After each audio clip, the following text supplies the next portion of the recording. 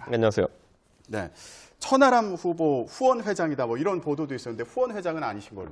후원 회장은 제가 이제 천하람 후보가 저에게 부탁을 하긴 했었는데 아무래도 천하람 후보의 어쨌든 좀 신선함이라는 걸 보완하기 위해 가지고 보수 진영에 존경받는 분을 했으면 좋겠다. 그래서 이석연 전 법제처장, 보수 사회에서 시민활동가로서 유명하고 유명한 법률가시기 때문에 무조건 모셔라. 그랬더니만 가가지고 또 조건을 받아가지고 이제 모셨는데 예. 이석연 법제처장님 뭘 하셨냐면은 절대 야합하지 않는 조건으로. 야합하지 않는 조건? 나중에 어떤 이런 자신의 천하람 후보의 개혁 노선이라는 것들을 현실에 굴해가지고 야합하지 않는 조건으로 후원회장을 맡겠다 수락하셔가지고 예. 큰 힘이 되고 있습니다. 그렇군요. 예. 아니 그러면 천하람 후보 같은 경우에는 나중에 이제 본경선 올라가게 되면 예. 그런 경우에 나중에 뭐 단일화하거나 이럴 가능성은 전혀 없는 거예요? 단일화는 그 전문가가 따로 있잖아요. 그분이 궁해지면 하자고 하는 건데, 예, 그 유명한 인터넷 그 짤방 같은 게 있습니다. 안 돼, 생각 없어, 돌아가. 이렇게 아마 답할 겁니다, 저희는. 예. 그러시군요. 알겠습니다. 자, 지금 천하람 후보 같은 경우는 이제 후원 회장을 맡고 계신 상황은 아닌데 지지를 하고 계신 거고, 네. 김용태, 허은하, 이기인 후보 같은 경우에 이제 추천을 한다는 문자 메시지를 또 보내셨더라고요. 자, 김용태, 허은하 후보 같은 경우는 후원 회장을 맡고 계신 거고, 예, 요즘에 굉장히 바쁘게 움직이고 계십니다. 자, 그래서 저도 요즘에 어떤 말씀을 하고 다니시는지 좀 이렇게 살펴봤더니 어제 발언이 참 인상적이어서 전당대회에 끼면 안 되는 분이 등장했다. 예, 윤석열 대통령이 당무 개입을 하고 있다. 이런 입장이신 거죠. 당무 개입이 무엇이냐에 대해서 자꾸 정의를 갖고 싸우려고 하는 것 같거든요. 그런데 정의를 갖고 싸울 게 아니라 이건 사상 초유의 일들이 벌어지고 있는 겁니다. 예를 들어 2014년 전당대회를 놓고 보면요. 박근혜 대통령이 그 당시에 김무성 대표와 불편한 관계에 있었기 때문에 김무성 대표가 당선되지 않고 서청원 대표가 당선되기를 바라는 마음이 있었을 거예요. 그래가지고 그렇게 서청원 대표를 좀 미는 어떤 분위기가 있었는데 그 당시 청와대에서. 근데 그 당시도 박근혜 대통령이 찍어가지고 김무성이 만약에 되면 난 탈당하겠다 이런 소리 안 했어요. 그런 거는 되게 위험한 얘기고 그게 심평 변호사라는 좀 제가 봤을 때 좀 말이 좀 해픈 분이 이제 계속 이야기하고 계셔서 그런데 이런 것들도 대통령실에서 조기에 진화하지 못했다는 것도 그런 좀 안타까운 측면이 있습니다. 그리고 저는 이 윤심 논란이 가장 안타까운 점은 뭐냐면요. 만약 전당대회에 혹시라도 영향을 좀 주고 싶으셨고 절박하다 그러면은 저는 지금 와서 이제 좀 늦은 얘기지만 이런 얘기 하고 싶어요. 김기현 후보를 지금 미는 것처럼 보이는데 그러면은 김기현 후보와 본인과의 어떤 그 팀워크라든지 아니면 김기현 후보가 일을 잘하는 이력이라든지 이런 걸 차라리 국민들이 볼 수 있게 은근히 보여줄 수는 있거든요. 지금은 뭐냐면요. 김기현으로 정해놓고 그보다 센 사람은 다 죽여요. 지금 보면은. 이 방식은요. 설사 대통령이 누구 밀고 싶다 하더라도 가장 안 좋은 하책이거든요. 왜 그렇습니까? 아니, 그러니까 제가 봤을 때 김기현이 되길 바란다면은 김기현의 장점을 부각시키는 방법의 전략이 돼야 되는데 김기현 대표는 아직까지도 길거리 나가면은 누구세요 대접 받는 상황이고 기껏해야 최근에 있었던 논란 때문에 그 남진 꽃줄에다 그렇기 때문에 뭐 이렇게 알려져 있는 거거든요. 그러니까 저는 지금 상황에서 지금이라도 대통령실에서 만약에 김기현 후보가 정말 선호하는 후보라 그러면은 김기현 후보가 예를 들어서 같이 일해본 이력이라든지 아니 이런 걸 소개한다든지 해가지고 파지티브하게 캠페인을 했으면 좋겠는데 사실 그것도 원래 안 했지만은 뭐 워낙 하고 싶어 하는 것 같으니까 차라리 파지티브 캠페인을 좀 하지 이렇게 상대 경쟁자들 하나씩 죽이는 방식으로 해가지고 한다는 거는 너무 투박합니다. 예, 오히려 이런 과정에서 당무 개입 논란까지 불거지고 그리고 김기현 후보 같은 경우에 반감을 살 수도 있다 이런 말씀으로도 또 이해가 되기도 하고요. 심평 변호사 얘기를 하셨는데 심평 변호사 같은 경우에는 탈당 가능성까지 이제 언급을 했던 그런 상황이었고 그게 논란이 됐었는데 이게 과연 윤석열 대통령과 좀 상의를 했던 걸까 이런 생각이 들기도 했습니다. 왜냐하면은 윤 대통령의 멘토라고 이제 전해졌으니까. 자, 그래서 심평 변호사 발언을 좀 준비했는데 얘기를 좀 들어보고 이어가도록 하겠습니다. 저는 그 윤 대통령의 멘토가 아닙니다. 그저만 제가 기회 있을 때마다 언급을 하는데 저는 그 윤 대통령이 취임하시고 나서 스스로 그 연락을 다 끊어버렸습니다. 약간 좀 과장된 것 같은데 제가 그 여권 관계자들하고 교분이 있으니까 수시로 만나서 이야기를 하고 또 그 중에는 또 대통령실에 근무하는 분도 계시고 막 그런 것을 언급한 것입니다. 심평 변호사 발언 좀 들어봤는데 멘토 아니다. 대통령과 이제 연락 안 한다는 얘기인 거잖아요. 그럼 대통령과 이제 상의 없이 이런 얘기를 했다는 것으로도 들리는데 어떻게 들으셨어요? 안 믿죠, 국민들이. 그렇습니까? 멘토 아니면 지금까지 멘토라고 나올 때마다 적극적 부인했었어요, 저거. 예. 그리고 또 한 가지 뭐냐면은, 자, 많은 사람들은 비교해서 사람마다 잣대는 다를 수 있어요. 어떤 사람은 전반적으로 사는 데 대해서 관대한 사람도 있고, 어떤 사람은 전반적으로 사는 데서 민감한 사람도 있고 이렇거든요. 자, 그러면 저렇게 대통령에 큰 누를 끼칠 수 있는 발언을 했을 때, 그때까지 그러면은 대통령실이 최근 한 달 동안 어떻게 반응했는지 보시라는 거죠. 나경원 원내대표에 대해 가지고는 조금이라도 자기 생각과 맞지 않는 말이 있으면은 그 정책 우리랑 상의 안 됐어 이렇게 해가지고 공개적으로 면박 주고, 그 다음에 그럼 사퇴하겠다 그랬더니 사퇴도 안 돼요. 마음대로 못 해요. 해임시켜 버렸어요. 예. 그 다음에 뭐 김영우 전 의원 같은 경우에는 안철수 의원 그 지원한다고 해가지고 그 위원장인 뭐 김한길 대표하고도 상의가 돼 있다고 하는데도 불구하고 해촉해버리고요. 심평 변호사는 제가 공개적으로 얘기했잖아요. 그러면은 그 기준을 따라가지고 빨리 김기현 캠프에서 해촉을 하거나 아니면 대통령실에서 경고 메시지를 내면은 좀 오해가 불식되지 않겠냐는 취지로 제가 그렇게 하라고 했었는데 안 하잖아요. 예. 그러니까 저는 이거는 누가 봐도 그러니까 심평 변호사에게 문책을 할 수 있는 분위기가 아닌 겁니다. 애초에 저 말이 진실이거나 아니 심평 변호사가 본인이 주장하는 건 다르게 상당한 어떤 이 실적인 논의를 가지고 할 수 있는 위치에 있다는 걸 의미하는 거죠. 예. 그러면 지금 만약에 안철수 의원이 대표가 되면 윤석열 대통령이 뭐 탈당해서 신당을 창당할 수도 있다 이런 취지로 이제 얘기를 했던 건데 그럴 가능성도 있다고 보세요? 요즘 들어가 정치평론하는 사람들이 참 고역일 거예요. 예, 상식선에서 이러지 않을 것이다라는 얘기를 하면은 꼭 그 일이 일어납니다. 예, 이게 그렇기 때문에 제가 지금 드릴 수 있으면 그럴 것이다 이런 것보다도 상식선에서는 안 하는 게 맞죠. 예. 안 하는 게 맞다.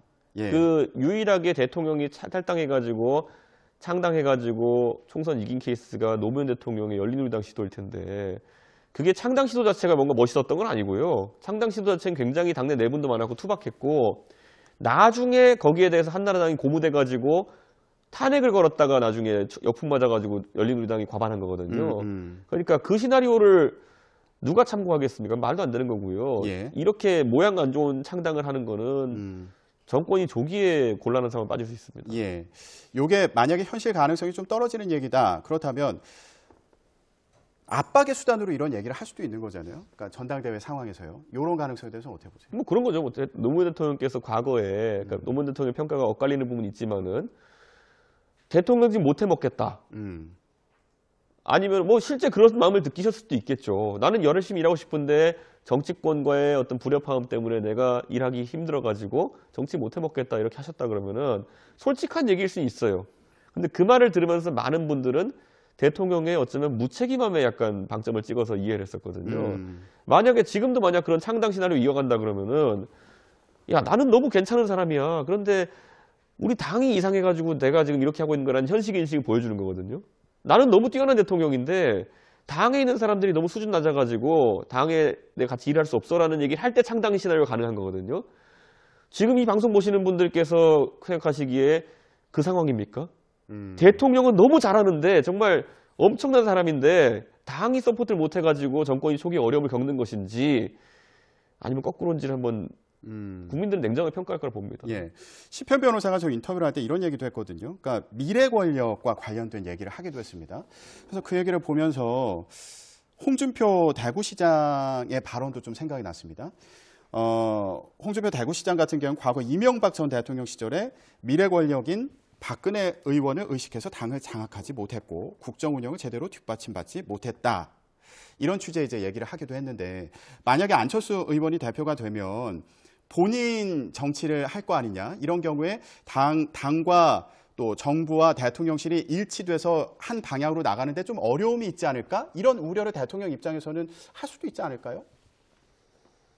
그러니까 그런 어떤 멘토라고 불리는 사람이 그런 조언이나 하고 있으면은 정무적으로 올바른 판단 낼 수가 없습니다.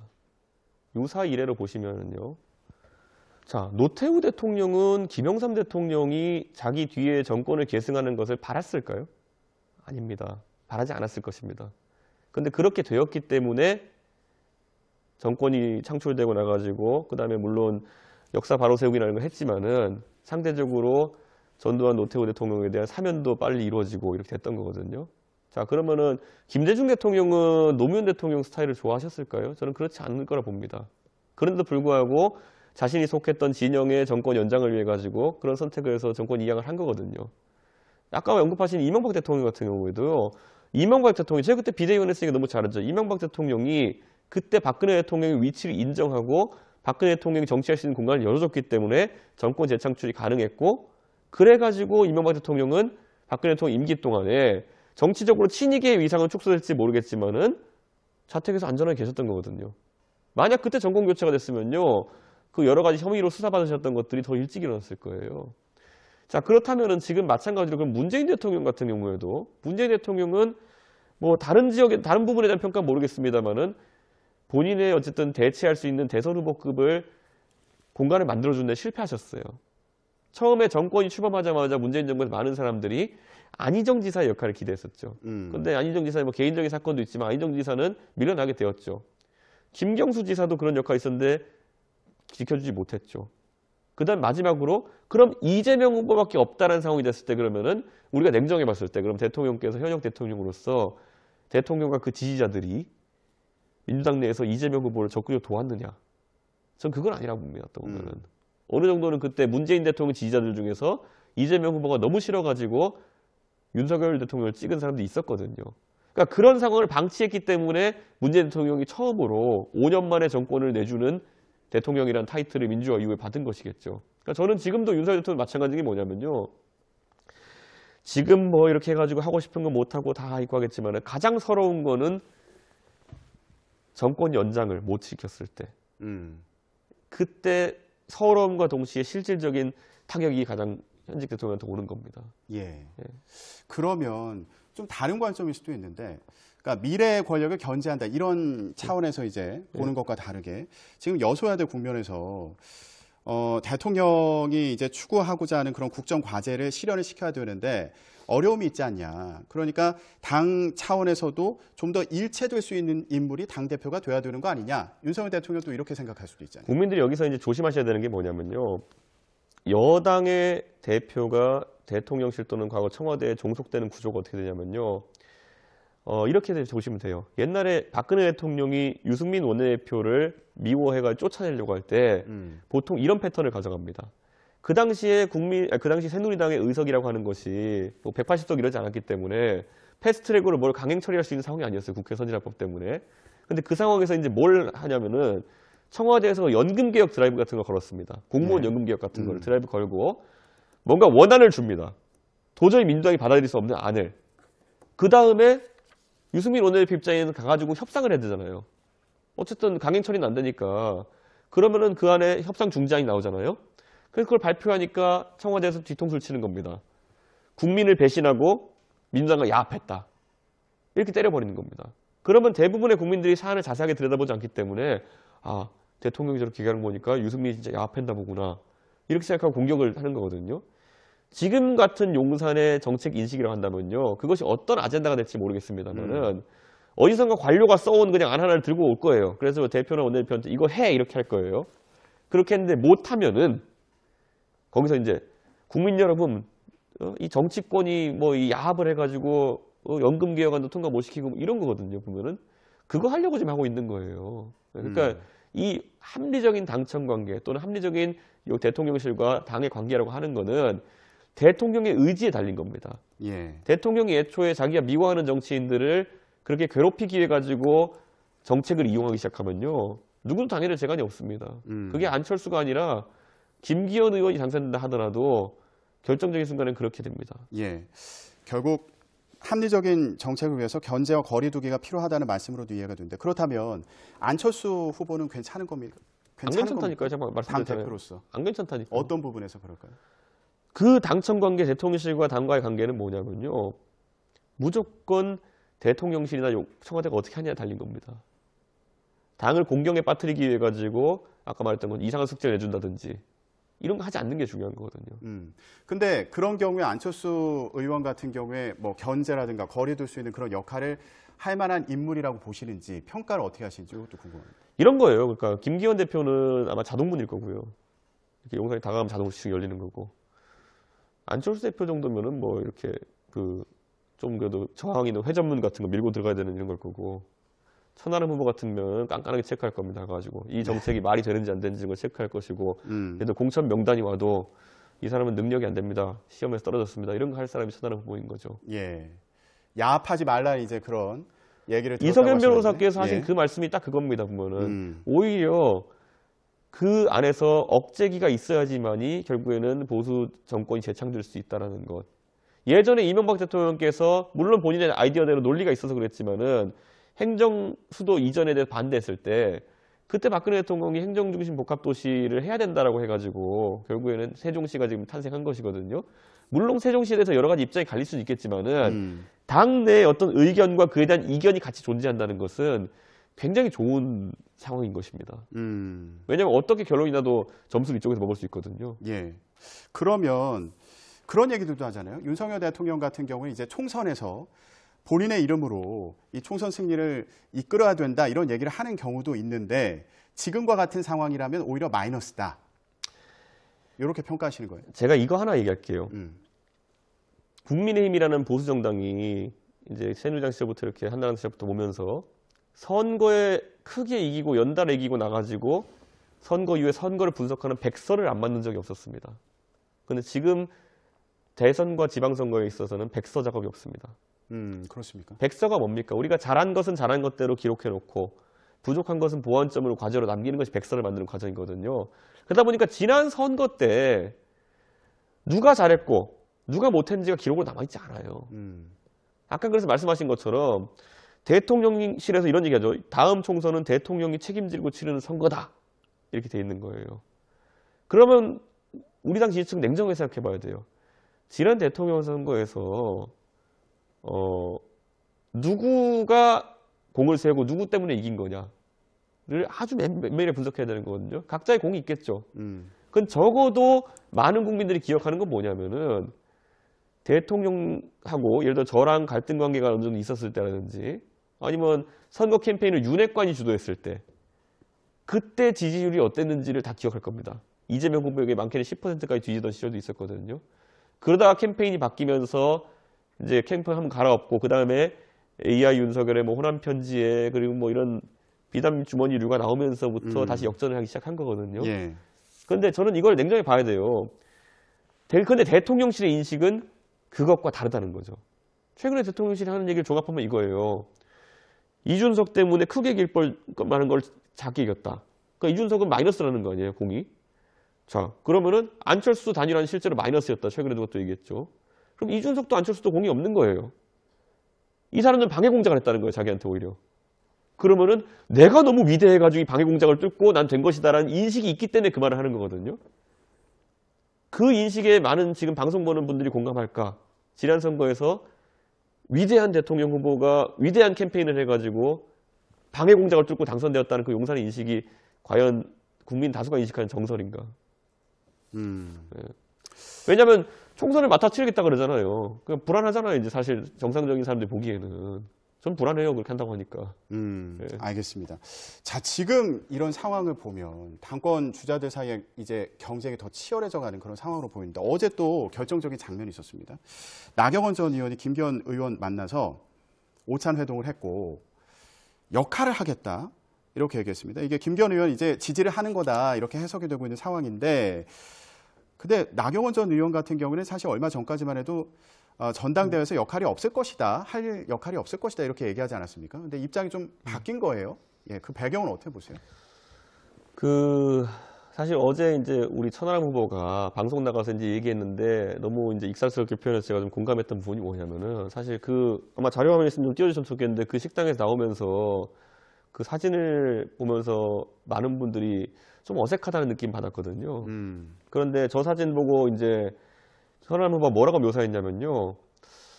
본인이 변호사라서 그냥 농담 삼아서 얘기하자면은 서울 가정법원 밖에 나오면서 많이 보이는 장면이다. 뭐 이런 얘기를 했었어요. 네. 그러니까 사실 좀 불화가 있는 어떤 관계 속에서 이렇게 나오는 사람들의 모습이 아니냐. 이런 얘기를 하는데 실제로 저는 나경원 대표도 큰 정치인인데 본인에게 어떤 수모와 모욕을 가했는지를 너무 잘 아는 사람이에요. 그럼 여기서 이거를 그냥 좋은 게 좋은 거지 하고 넘어갔을 때 어떻게 본인이 인식될지는 잘 알고 있을 겁니다. 어떻게 인식되는 겁니까? 자, 그러면은 이번에 이런 일을 감행한 사람한테는 역시 나경원은 때려도 다음번에 이렇게 조금만 잘해주면 다시 돌아와. 그러니까 다음번에 또 때리자 이럴 겁니다. 기회가 되면은. 예. 그런 생각이 들 것이고, 일반 대중의 평가라고 하는 것은, 야, 그 수모를 당했는데, 뭐, 공천이 두려웠냐부터 시작해서 이제 막 이런, 뭐 좀 말하기 좋아하는 사람들 그런 얘기를 하겠죠. 그런데 저는 나 대표 입장에서 고민이 참 많을 거다. 하지만 본인이 이미 한 말이 있잖아요. 개입하지 않을 것이다. 자, 여기서 이제 제일 황당한 게 뭐냐면요. 그러면 보통 이런 거에서 선거에서 자기가 뛰어드는 사람들은 자기가 정치인이 어떤 유형인가를 봐야 돼요. 어떤 정치인들은 굉장히 수직적으로 굉장히 강한 팬덤 체계를 구축하고 있는 정치인들이 있어요. 과거에 김대중 대통령이 그런 분입니다.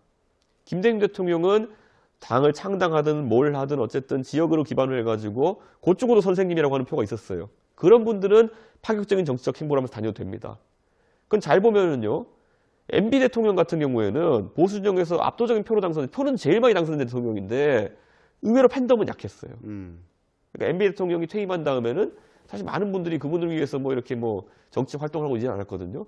박근혜 대통령 수직적 팬덤이 강했던 분이죠. 그러니까 그런 정치인의 그 계열 특성에 따라 가지고 할 수 있는 행동이 다른 거예요. 나경원 의원은 제가 감히 분석해 보자면요. 보수 진영에서 광범위하게 그냥 지지층이 호감도를 가지고 있는 정치인이지 수직적인 어떤 견고한 지지층을 갖고 있는 게 아니에요. 그렇다고 했을 때 나경원 의원이 고민해야 되는 거는 내가 지금 김기현 후보를 돕고 안 돕고의 문제가 아니라 돕는다고 선언했을 때 지면은 망신인 거예요.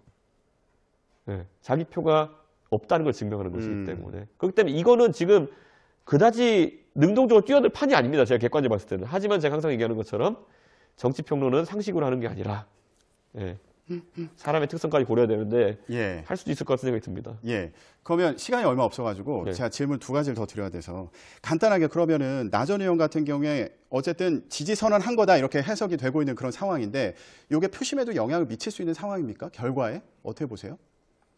저는 냉정히 안 줄 거라고 봅니다. 네. 그럼 그 표심은 어디로 갈 거라고 보세요? 나경원 전 의원이 어쨌든 그 여론조사에서 1위를 하기도 했잖아요. 그러면 이 표심이 어디로 갈 것이냐? 이건 이제 관심 사안인데. 실제로 지금 나타나고 있는 수치는 안철수 후보가 많이 받아먹었죠. 예. 그렇다면 이제 나경원 후보가 김기현 후보에게 어떤, 그러니까 이런 거예요. 이렇게 보시면 돼요. 그 사람들이 한 선거에 대해서 그 국회의원 중에 그런 사람도 있어요. 뭐 한 선거에, 한 대통령 선거에서 막 4명씩 돕고 이래가지고 이렇게 제가 뭐 3선 간호니 4선 간호니 했던 분들이 있거든요. 왔다 갔다 하는 분들. 근데 오히려 일반 지지자들은요, 동네에 가서 본인들이 해놓은 말이 있어요. 예를 들어 카톡방에서도 본인이 해놓은 말이 있고 자기 지인들한테 네. 야 이번에는 나경원 찍자 이랬던 분이 있을 거예요. 근데 그 다음에 그럼 나경원 대표가 그런 험한 꼴을 당했을 때 아마 주변에 이렇게 얘기했을 거예요. 야 나경원 불쌍하다. 이거 너무 한 거 아니야 대통령실에서. 이번에는 대통령실 혼나야 된다. 안철수 찍자 이렇게 했을 거예요.